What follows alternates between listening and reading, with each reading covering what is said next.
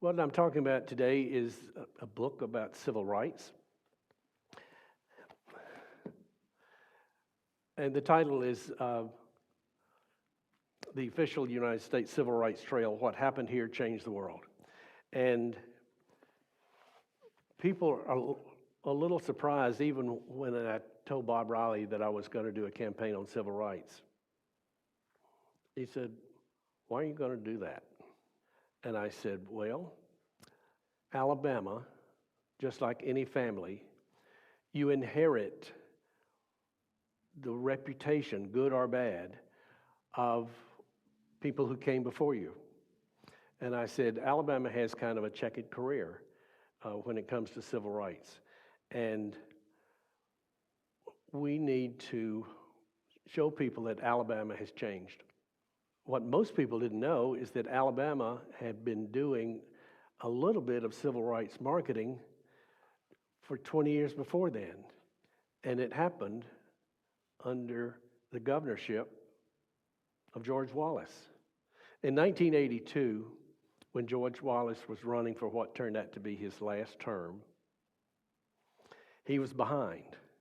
And 2 weeks before the Republican primary, George Wallace showed up on a Sunday morning with a state trooper who got his wheelchair out, put the governor in the wheelchair, and Governor Wallace rolled himself down to the pulpit and turned around and said, "I want to apologize what I have done to your people over the years." And he said, "I've come to ask for your forgiveness and ask for your vote." 2 weeks later, blacks turned out in big numbers and gave George Wallace the nomination for what turned out to be his last term. Ed Hall, who was the new tourism director, went to Governor Wallace and said, "You owe a good part of your election to African Americans, and they need to see that they are represented in this administration. I want to do a Black Heritage Guide where we put pictures of the churches and places that civil rights activities happened."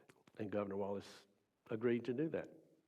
They released the book. They spent about a year collecting a lot of photos and then published the book and sent it out to various magazines and various newspapers across the country. The Los Angeles Times did a front page story. Alabama does a Black Heritage Guide, first one that anybody in the country had done. In the 90s, I was aware that that publication had been updated every few years.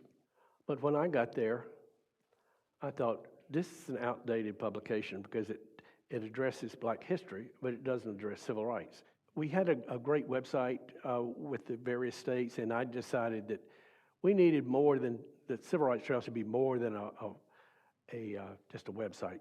And I said, let's turn that into a book. And so they took all the photos and laid it out in a book. Well, there was not as much information about it as I thought there should be. And being an old newspaper guy, I thought, okay, I'm going to write a summary of what happened in each of these 14 cities. That's what this book is about. It's not where we're telling people this is where you should go. We selected the cities in this book because these are where the most tourists are already going now to see civil rights experiences.